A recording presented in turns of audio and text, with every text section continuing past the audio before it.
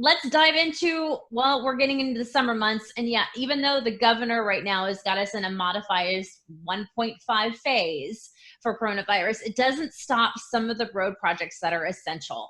And I know we've got a couple of really big ones coming up. So I'm going to start first in like King County with Lisa Van Sice from WSDOT. Now, Lisa, I just got the notice that we're going to see some big changes we've lost the West Seattle Bridge, and now we're doing work to the Duwamish River and the First Avenue South Bridge. What are we doing? Yeah.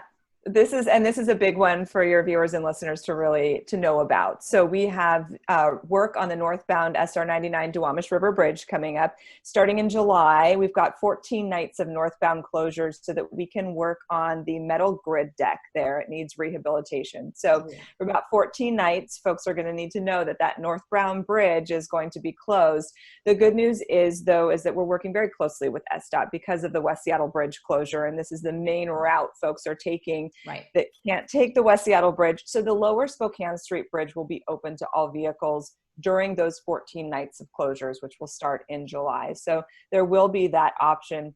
Bottom line though, as folks who depend on the West Seattle Bridge know, this is something that changes your travel. It adds time and it's something you need to plan around. So really important to stay engaged and know when those nights are coming. WSDOT app, local media, WSDOT travel alerts, anything you can do to really plan your trips will be important. It's important work, but at the same time, it will interrupt your quote unquote normal travel patterns.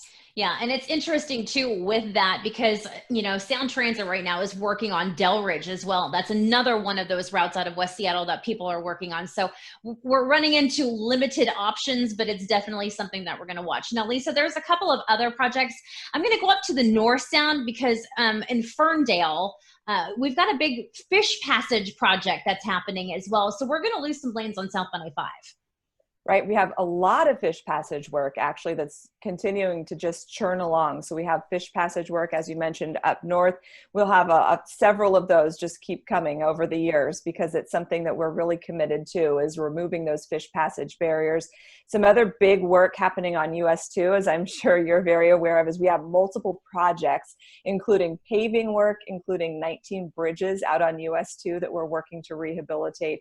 And the Pilchuck River Bridge, too, will actually be reduced to a single lane coming up at the end of June. So Snohomish County, Skagit, Whatcom County, it's not just King County work, it's really up and down the I-5 corridor and east and west on the US 2 corridor as well.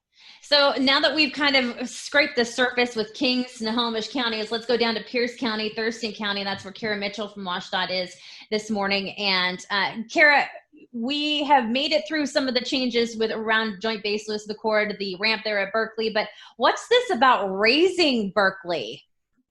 Well, we're not raising Berkeley, but we're raising I-5 at Berkeley. I-5 at underneath the old Berkeley overpass, which is no longer there anymore, sits below the water table.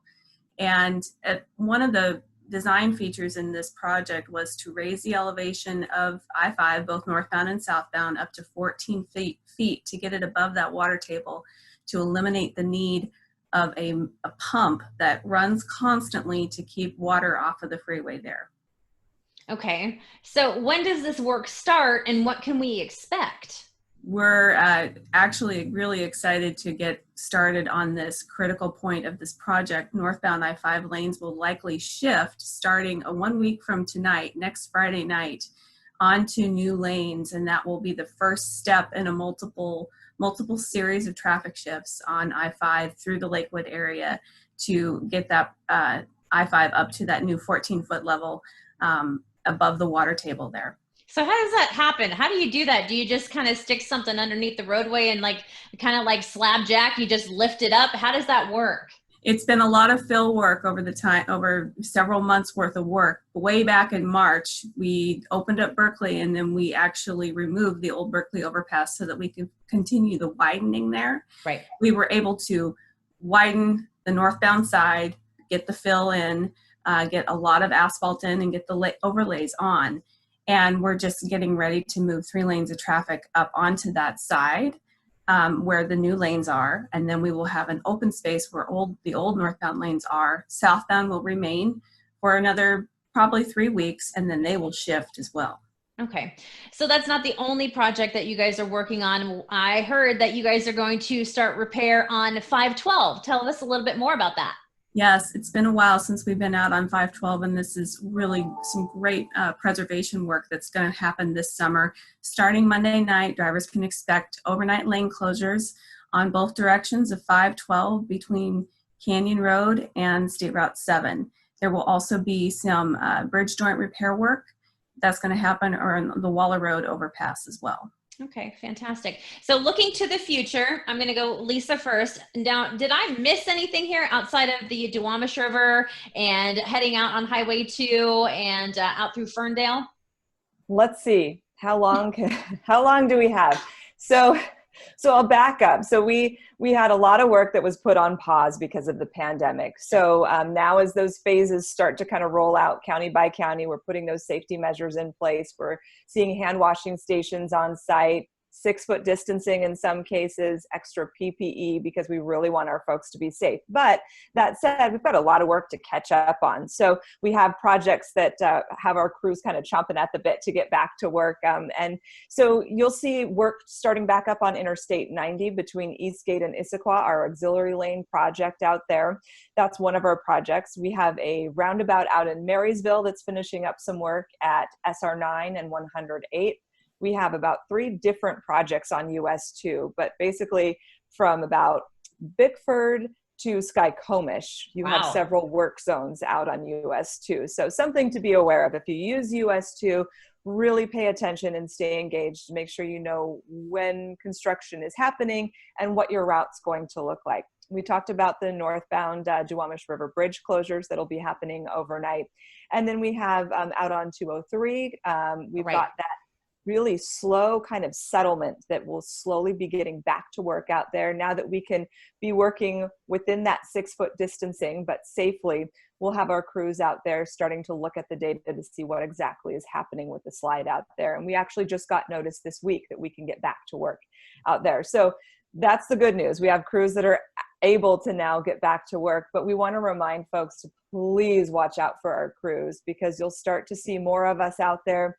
It's important before you get behind the wheel to know that work zones will be popping up left and right. It's summer. This is when we're out working a lot more. So remember to be safe. And that's something that, actually, I'm glad that you brought up, because I talked to State Patrol about this, and it has been a free-for-all on the roads. I mean, with less traffic, people are speeding, and they're really not paying attention. So now that work zones are starting to pop up, really slow down, give them a break. Now, Cara, I know that we touched on 512 and I-5 there at Berkeley. Is there anything else that maybe drivers need to know about moving forward? We still have work happening in Tacoma and in Fife with the southbound HOV program. We still have weekly overnight lane closures and full closures of State Route 167 River Road, while crews demo out the old northbound and part of the southbound old I-5 bridges. So overnight drivers need to be prepared for that. That will be on a detour. Those closures will stay in place through at least one more week. And, as Lisa said, our crews are changing and being able to add more and more activities to each one of these projects. So drivers will start to see more activity, and we really do need them to slow down in our work zones and pay attention, watch your speeds. It's important to note that I-5 through JBLM does have a reduced speed limit. Yep. We reduced it down from 60 to 50 miles an hour, and we did that in conjunction with State Patrol and the ongoing construction that's happening through there. When those lanes shift, people are really going to notice that northbound is up higher than southbound, and it's going to feel like you need to slow down through there, and people should. Fantastic. Well, ladies, I appreciate your time. I like this whole roundabout with the girls. It's kind of like having coffee with your friends. So I really appreciate that. And of course, everything you need to know, follow DOT on all of their social platforms. Lisa's at WSDOT_traffic. Cara is at WSDOT_Tacoma. And of course, you can always follow me, and that's Tracy T Traffic. Thank you guys for your time today. Thank you, Tracy. Oh, that was fun. That was.